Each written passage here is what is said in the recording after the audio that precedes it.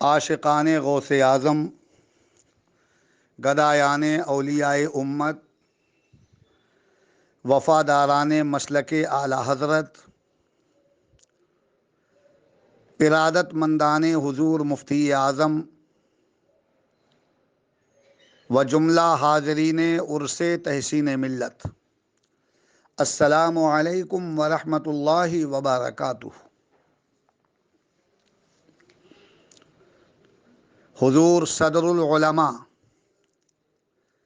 تحسین ملت حضرت علامہ الحاج الشاہ المفتی محمد تحسین رضا خان قادری رضوی رحمۃ اللہ تعالی علیہ کے عرس مقدس کے اس مبارک، مسعود، مقدس اور محترم اور بافیض موقع پر آپ کا یہ ادنا ترین خادم عبد الرحمن خان قادری، مدرس دارالعلوم منظر اسلام بریلی شریف، خلوص و عقیدت و محبت کے چند پھول لے کر حاضر ہوا ہے، گر قبول افتد زہ عز و شرف۔ وہ شان مفتی اعظم، وہ پیکر علم و حکمت کا، وہ شان مفتی اعظم، وہ پیکر علم و حکمت کا، تقدس جس پہ نازاں ہے اسے تحسین رضا کہیے۔ تقدس جس پہ نازاں ہے اسے تحسین رضا کہیے۔ فضیلت ہو، کرامت ہو، شرافت ہو، دیانت ہو، یہ سب کچھ جس کے شایاں ہے اسے تحسین رضا کہیے۔ یہ سب کچھ جس کے شایاں ہے اسے تحسین رضا کہیے۔ حضرات، حضور صدر العلماء تحسین ملت علیہ الرحمت والرضوان کا فیض بار عرس مقدس جلوہ نما ہو رہا ہے۔ خدائے پاک اپنے محبوب صلی اللہ تعالی علیہ وسلم کے طفیل اور ہمارے آقا سیدنا غوث اعظم کے وسیلے سے عالم اسلام کو، عالم سنیت کو، بالخصوص مریدان سلسلہ رضویہ کو یہ عرس مقدس مبارک اور مسعود فرمائے۔ حضور تحسین ملت کو لوگوں نے پہچانا نہیں، انہوں نے اپنی سادگی کے پردے میں اپنی روحانیت، اپنی بزرگی، اپنا تقدس، اپنا کمال، اپنی عظمت، اپنی مہتری، اپنی سروری اور اپنی بالادستی چھپا رکھی تھی۔ وہ بڑی عظمتوں کے مالک، بڑی خوبیوں کے مالک اور بہت بڑی بلندیوں پر فائز المرام تھے۔ خدائے پاک ان کا فیضان عام سے عام تر فرمائے۔ وہ اللہ والے تھے، تقرب اللہ کی منزل پر فائز المرام تھے۔ وہ خدا رسیدہ تھے،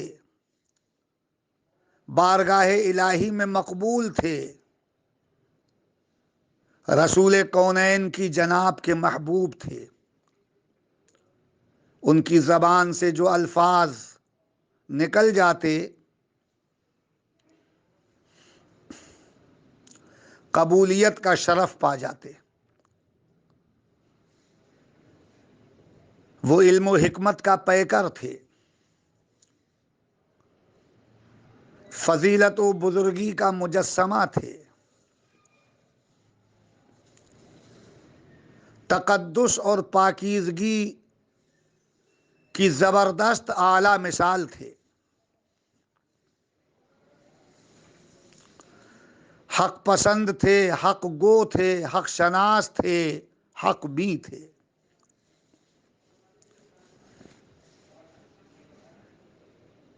برائیاں دیکھ کر کبیدہ خاطر ہو جاتے اور نیکیاں دیکھ کر مسرور و محظوظ و شاداں اور خنداں ہو جاتے۔ ان کی مثال دور دور تک نظر نہیں آتی۔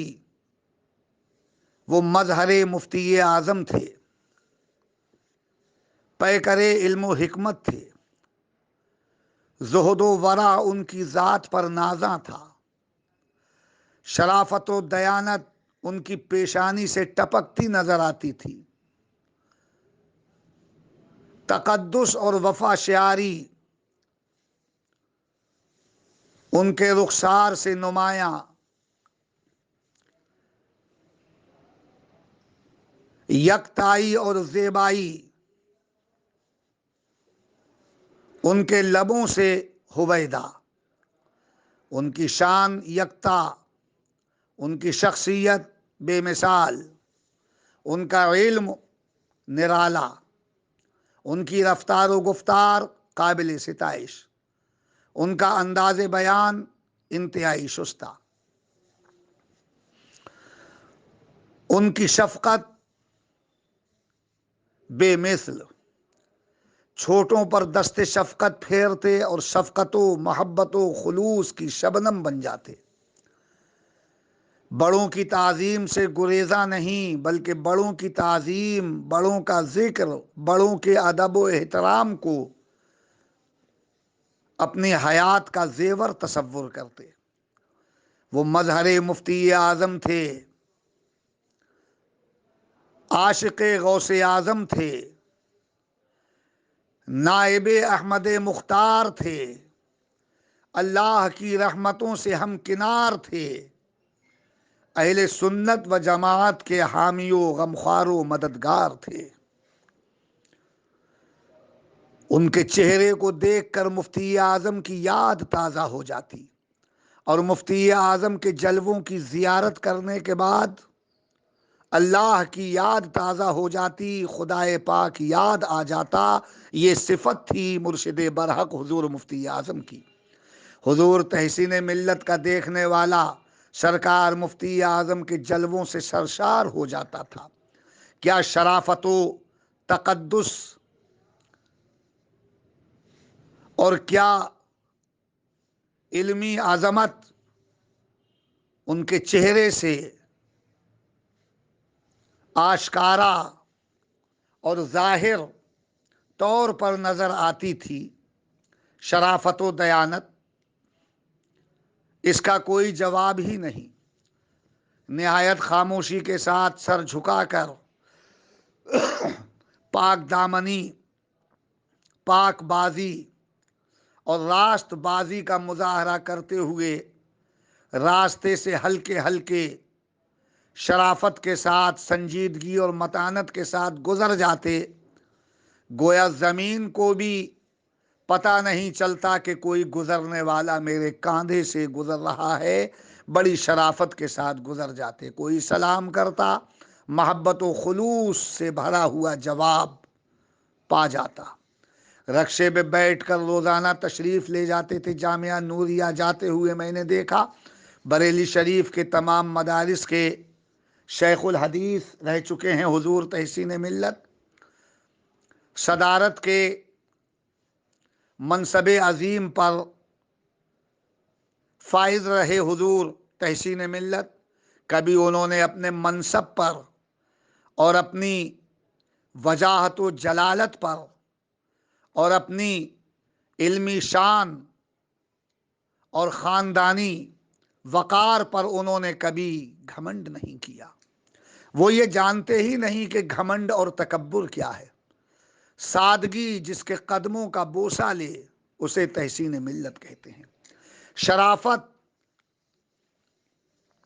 جس کے سر پر برستی نظر آئے اسے تحسین ملت کہتے ہیں۔ تقدس جس کی پیشانی سے ہویدا اور آشکار ہو اسے تحسین ملت کہتے ہیں۔ علم و فضل، ساری زندگی جس نے علم و فضل کے گوہر لٹائے اسے تحسین ملت کہتے ہیں۔ حدیث و فقہ کی خدمت ہی جس کی زندگی کا حسین ترین مشغلہ رہا اسے تحسین ملت کہتے ہیں۔ دنیا سے کنارہ کش ہو کر رسول کونین کے بتائے راستے پر ساری زندگی چل کر انہوں نے گزاری اور دنیا کو چلنے کا سلیقہ بخشا۔ جامع نوریہ میں حضور تحسین ملت تشریف لے جاتے رکشے سے، وقت پر وہاں پہنچتے، اپنی ذمہ داریاں بحسن و خوبی انجام دیتے اور رکشے ہی سے واپس اپنے دولت خانے پر تشریف لے آتے۔ کسی کو کچھ کہنے کا موقع نہیں دیتے، بلکہ سوچنے کا بھی موقع نہیں دیتے۔ ساری زندگی حدیث کی خدمت میں حضور تحسین ملت نے گزاری۔ لوگ ان سے گزارش کرتے تھے کہ حضور دوسروں کو بھی موقع عنایت فرمائیے، دعوتوں میں تشریف لے جائیے، جلسوں کی زینت بنیے۔ دور و دراز کے علاقوں سے لوگ آپ کو یاد کرتے ہیں اور آپ کی شرکت اپنے لیے باعث فلاح و مسرت سمجھتے ہیں۔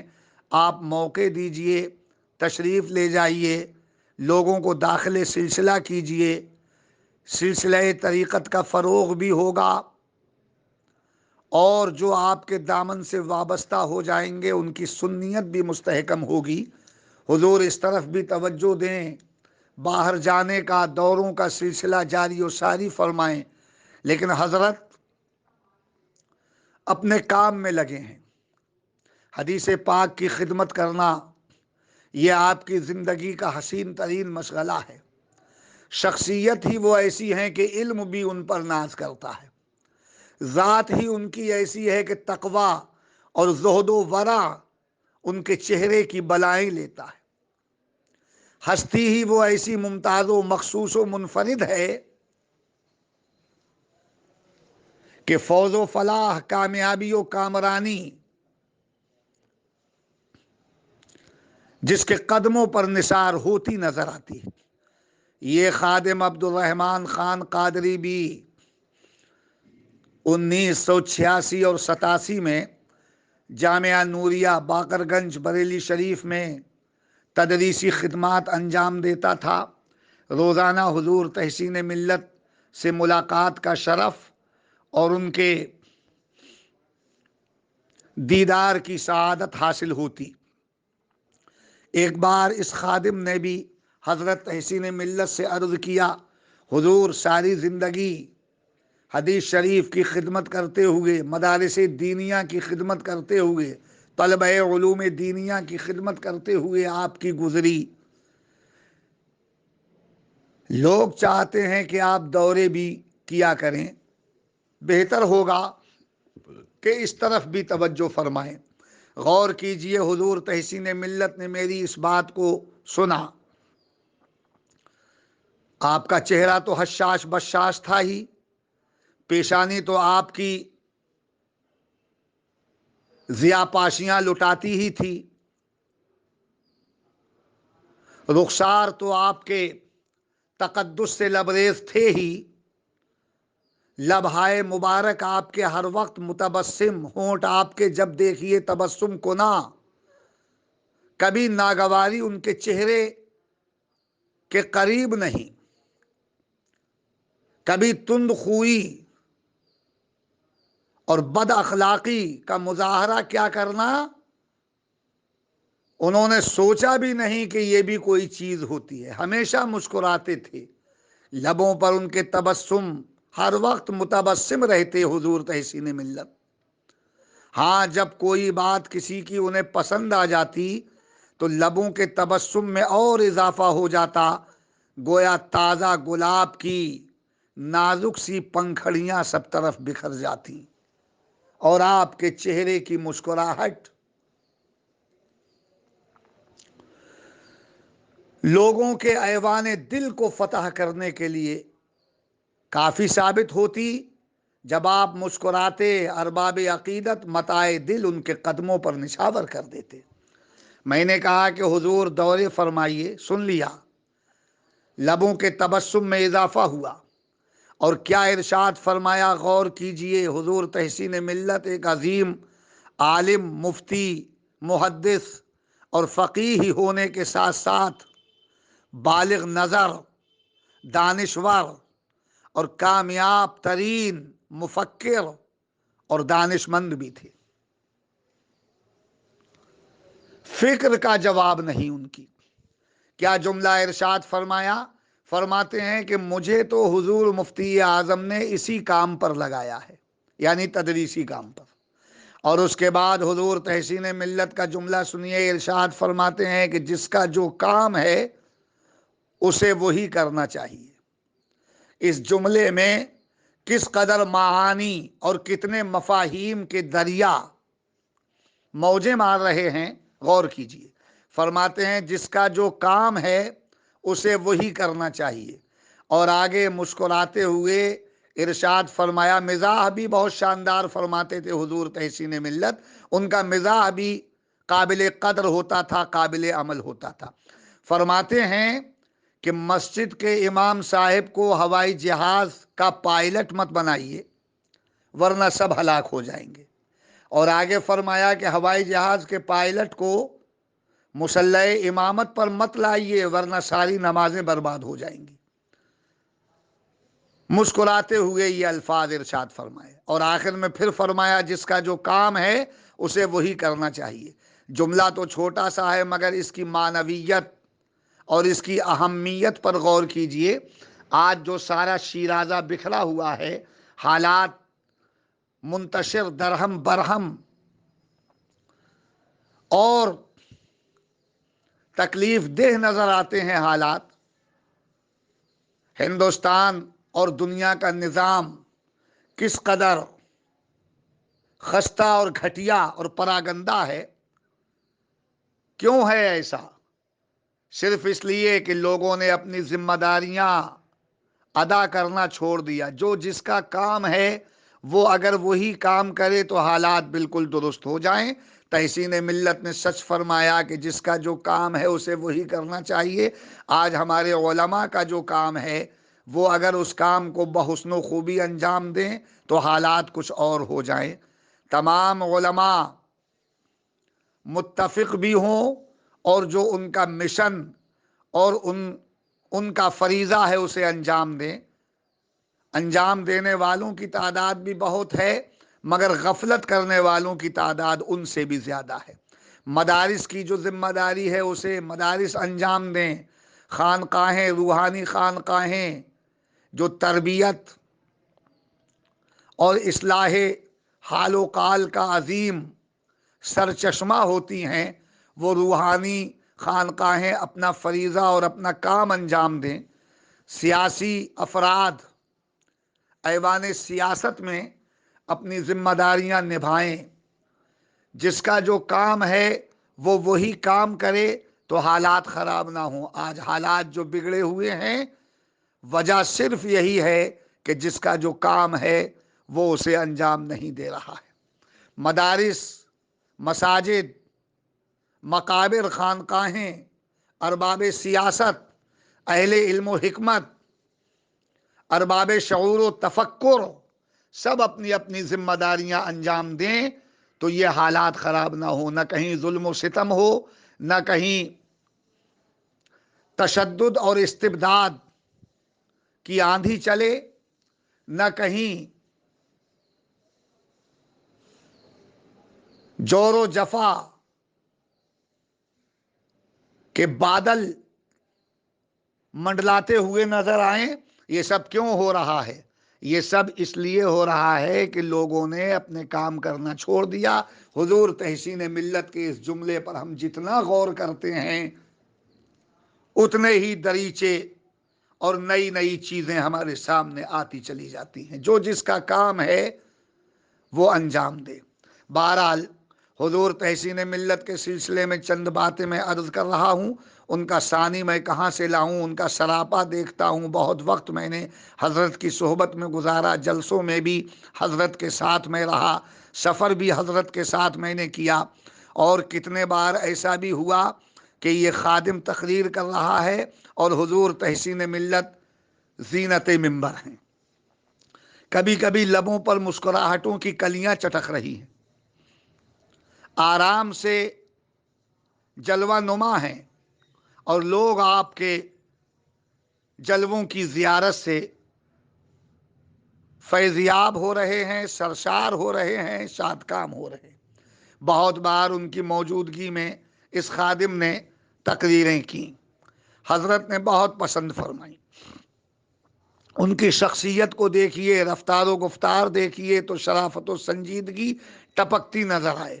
بات کرنے کا انداز دیکھیے تو آپ یگانہ اور منفرد المثال نظر آئیں۔ حدیث کا جب درس دیتے تھے تو درس دینے میں بھی آپ ممتاز، مخصوص اور منفرد نظر آتے ہیں۔ لہجہ شستہ، انداز انوکھا اور پرکشش، حدیث کا ترجمہ اتنے دل پذیر انداز میں کرنا کہ بس ایک بار کا کہنا ہی طلباء کے لیے کافی۔ الفاظ کی تکرار سے گریز فرماتے، پرمعانی گفتگو کے عادی۔ ان کی ساری زندگی میں دیکھتا ہوں، رفتار و گفتار بھی میں نے دیکھی، انداز نشست بھی دیکھا۔ احباب سے ملاقات کے درمیان ان کا انداز منفردانہ بھی میں نے دیکھا۔ مرید کرتے ہوئے بھی کس خوش اخلاقی، پاک بازی اور نرم گفتاری سے مرید فرماتے، وہ انداز بھی آپ کا کچھ الگ ہی نظر آتا۔ گویا ان کی شخصیت اور ان کے سراپا کو دیکھیے اور یہ شعر پڑھتے چلے جائیے کہ بے مثل ہے تو اپنے محاسن میں اے حسین، ایسا کہاں سے لاؤں کہ تجھ سا کہوں جسے۔ بے مثل ہے تو اپنے محاسن میں اے حسین، ایسا کہاں سے لاؤں کہ تجھ سا کہوں جسے۔ ان کے جسم سے خوشبو بکھرتی ہوئی نظر آتی تھی، ان کے لباس اور ان کی پوشاک سے خوشبو پھیلتی ہوئی نظر آتی۔ سادہ لباس پہنتے تھے، کپڑے کی ٹوپی، صاف اور شفاف کرتا، اس کے اوپر صدری، بڑی موری کا پائجامہ ٹخنوں سے اوپر تک، ناگرا جوتا، نہایت شرافت و سنجیدگی کے ساتھ گزر جاتے۔ جواب نہیں ان کے سراپا کا۔ حضور مفتی اعظم کے اندر بھی یہی ادائیں نظر آتی تھیں۔ سرکار مفتی اعظم کے لباس کی جھلک بھی تحسین ملت کے لباس میں تھی، اور سرکار مفتی اعظم ہند کی ادائیں، ان کا انداز دل ربا، ان کی بات کرنے کا منفرد اور شستہ لہجہ، اور ان کے علم و فضل کے سچے آئینہ دار کون ہیں؟ حضور تحسین ملت۔ تحسین ملت کی زندگی میں مفتی اعظم کی بہت زیادہ جلوہ نمائی نظر آتی ہے، مفتی اعظم کی بہت جھلک نظر آتی ہے۔ اس لیے تحسین ملت کو دیکھیے اور یہ شعر پڑھیے کہ بے مثل ہے تو اپنے محاسن میں اے حسین، ایسا کہاں سے لاؤں کہ تجھ سا کہوں جسے۔ ان کے جسم سے خوشبو پھوٹتی، ان کے لباس اور ان کے پوشاک سے، ان کی پوشاک سے خوشبو پھوٹتی۔ ان کے مرید اس حقیقت سے آشنا ہیں، جانتے ہیں، اور جو اس حقیقت سے آشنا اور واقف نہیں ہیں وہ سن لیں کہ جس کمرے میں حضور تحسین ملت تشریف فرما ہوتے، جلوہ نما ہو جاتے، کچھ لمحوں کے لیے بیٹھ جاتے جس کمرے میں، تو وہ کمرہ خوشبوؤں سے لبریز ہو جاتا، اور وہ خوشبو بھی عجیب، بھینی بھینی، سہانی سہانی، کسی پھول میں، کسی عطر میں نہیں، وہ منفرد خوشبو آپ نے محسوس کی ہوگی، اس خادم عبدالرحمن خان قادری نے محسوس کی ہے۔ میں مرید تو حضور مفتی اعظم ہند کا ہوں خوش قسمتی سے، مگر میں نے حضور مفتی اعظم کے بعد جس کو جامع شرائط، خدا رسیدہ، یگانہ روزگار اور بے مثال پیر طریقت، با علم شخصیت منتخب کیا، وہ حضور تحسین ملت کی ذات ہے۔ اپنے تمام اہل خانہ کو، اپنے بیٹوں اور بیٹیوں کو اور اپنی اہلیہ کو بھی حضور تحسین ملت کے ذریعے میں نے داخل سلسلہ کرایا، اور اس طرح تحسین ملت کا فیضان میرے گھر میں بھی داخل ہو گیا۔ الحمدللہ تحسین ملت کے جسم سے خوشبو پھوٹتی تھی۔ مریدوں نے محسوس کیا، جو لوگ اس حقیقت سے واقف نہیں ہیں وہ سن لیں۔ ایک مرتبہ میں نے عرض کیا حضور سے، غالباً رودرپور کے جلسے میں نے حضور تحسین ملت سے عرض کیا، حضور آپ کے جسم اور آپ کے کپڑوں سے ایسی خوشبو آتی ہے کہ کسی عطر سے ایسی خوشبو نہیں سونگھی جاتی۔ کوئی جواب نہیں دیا حضرت نے، بس میری بات کو سنا۔ لب آپ کے پہلے ہی سے متبسم تھے، اس بات کو سن کر تبسم کی چند کلیاں اور چٹک گئیں، اور حال یہ ہو گیا کہ جیسے تر و تازہ گلاب کی پنکھڑیاں بکھر گئی ہوں۔ مسکرا کر رہ گئے حضور تحسین ملت، اور وہ مسکراہٹ زبان حال سے کہہ رہی تھی کہ تحسین ملت کے جسم میں، پوشاک میں جو خوشبو ہے وہ علم کی خوشبو ہے، تقوی اور پرہیزگاری کی خوشبو ہے، خاندانی وجاہت و وقار کی خوشبو ہے، عشق صادق کی خوشبو ہے، روحانیت اور معرفت کی خوشبو ہے، تقرب اللہ کی خوشبو ہے، محبت رسول کی خوشبو ہے، نسبت اعلیٰ حضرت کی خوشبو ہے، عقیدت غوث الورا کی خوشبو ہے۔ اور یہ خوشبو جو تحسین ملت کے جسم سے پھوٹتی نظر آتی ہے، یہ خوشبو اس خوشبو کی مظہر ہے جس خوشبو کے لیے اعلیٰ حضرت نے کہا کہ ان کی مہک نے دل کے غنچے کھلا دیے ہیں، جس راہ چل دیے ہیں کوچے بسا دیے ہیں۔ واللہ جو مل جائے میرے گل کا پسینہ، مانگے نہ کبھی عطر نہ پھر چاہے دلہن پھول، مانگے نہ کبھی عطر۔ یہ تحسین ملت کی خوشبو اسی خوشبو کا آئینہ ہے، اسی خوشبو کا عکس ہے، اسی خوشبو کا پرتو ہے۔ تحسین ملت ایک ایسی شخصیت کہ ان کے بارے میں جتنا جو کچھ کہا جائے وہ کم ہے۔ ان کی سب سے بڑی خوبی یہ ہے کہ ساری زندگی علم حدیث کی خدمت کرتے رہے، طلباء کی خدمت کرتے رہے، مدارس کی خدمت کرتے رہے، اور کبھی ان کو ناراض ہوتے ہوئے، کسی پر خفا ہوتے ہوئے، کسی شخص کو، چاہے وہ مرید ہو، چاہے طالب علم ہو، چاہے وہ ان کے گھر کا کوئی فرد ہی کیوں نہ ہو، ان کے احباب میں سے ہو، کسی کو جھڑکتے ہوئے، کسی پر خفا ہوتے ہوئے اگر کسی نے دیکھا ہو تو مجھے بتائے۔ ایسا ہرگز کبھی نہیں ہوا کہ وہ کبھی ناراض ہوئے ہوں، تند خوئی کا انہوں نے مظاہرہ کیا ہو۔ وہ تو محبت و خلوص اور شفقت و پیار کی شبنم تھے، وہاں ناراضی کہاں، وہاں غصہ اور جلال کہاں، وہاں تو عاجزی اور انکساری کے گلاب مہکتے ہوئے نظر آتے تھے۔ انہوں نے زندگی سادگی کے ساتھ گزار کر ہمیں بتا دیا کہ اللہ والوں کی زندگی ایسی ہوتی ہے۔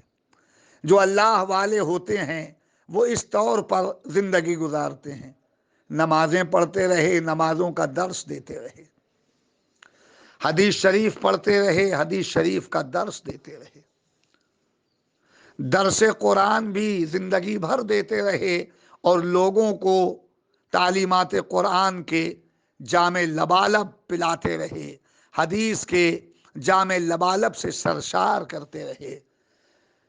سنت کے خلاف کوئی عمل ان کی زندگی میں نظر نہیں آتا، خلاف اولا کاموں سے بچنا یہ ان کی زندگی ہے، رسول کونین کی سنت کے مطابق شام و سحر رہنا یہ ان کی زندگی ہے، مفتی اعظم کی اداؤں کو اپنے گلے کا ہار بنانا یہ ان کی زندگی ہے، سرکار غوث اعظم کے عشق اور ان کی عقیدت کے مطابق ہی رہنا اور سہنا یہ ان کی زندگی ہے۔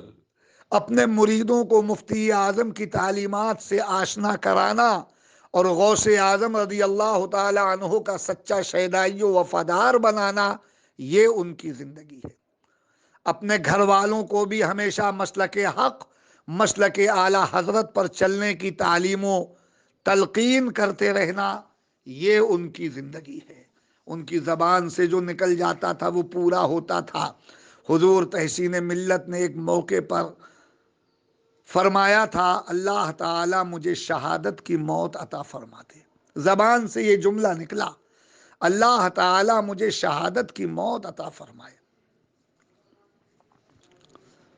درجہ قبولیت کو پہنچا یہ جملہ، اور اللہ نے اپنے اس پیارے کو، اپنے اس محبوب کو، اپنے محبوب کے اس محبوب کو، اپنے ولی اقرب غوث اعظم کے اس شیدائی کو، حضور مفتی اعظم کے اس مظہر کامل کو اللہ رب العزت نے شہادت کا مقام عطا فرما دیا۔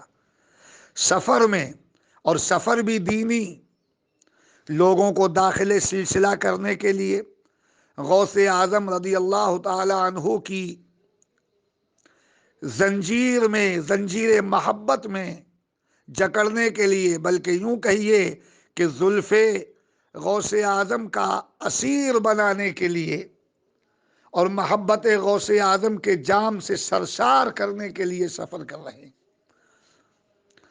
محفل سعید میں شرکت کے لیے سفر، اور یہ سفر دین کے لیے ہے، اپنی ذات کے لیے نہیں، دنیا کے لیے نہیں، بلکہ اللہ و رسول کے لیے۔ نماز جمعہ پڑھنا اور پڑھانا ہے، داخل سلسلہ کرنا ہے، لوگوں کو دین کی تعلیم، مذہب کی تلقین اور مسلک کی تبلیغ کرنا ہے۔ اس کے لیے آپ جا رہے ہیں۔